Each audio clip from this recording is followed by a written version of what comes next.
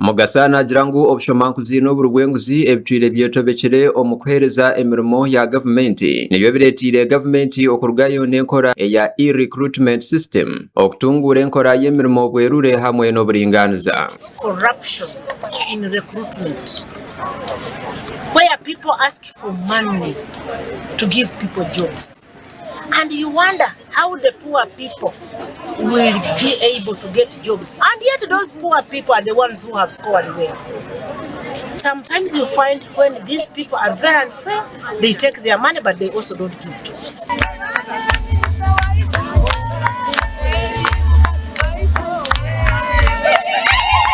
Mugasaya garuka yashaba abacharo kujwa kuchirwe ntebekanisa za gavumenti kandi akasente kabo kakozesa n'amagezi kibahwere okurwanisa obutabanko bwo mumaka hamwe no kongera mutindo gw'entasya y'amaka gabo. Ngire amani go kweyemerezaho na wakatandika kora sente na wakatandika kuwega akatandika kole bintu byose bakugamba gametete kugamba abakazi bwire buno tubatekemu amani batunge kapito batandike kora business na amani nemvumu.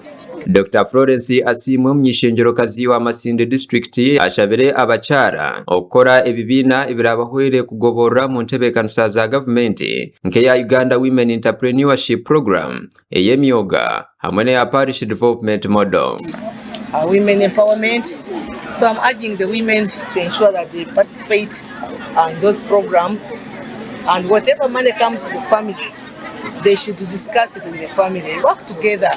Because if you work alone, you are not and you leave your husband or your boyfriend behind, it will not bring a good picture. Asimwe yagaruka yashobora nguwa inentebekanisa eyokutunga za basare habwa abana bino bwetaji abojo nabishiki kandi ngu omunshuro yeje atyo yashaba ubuhwezi yo kurugomba nyishengero batahibe. Masindi, there are so many cases of defilement. After I have a case that I'm handling, and that's the men, please protect our girls. They are so vulnerable, especially living in schools. Headmasters are defining our children. So men, please look at the girl child as your daughter, as your sisters. Sinticha ina n'obuzibu nti abana baffe bava nnyo mu masomero nga tebana bakumaliriza omuzungu kyayita high rate of dropout.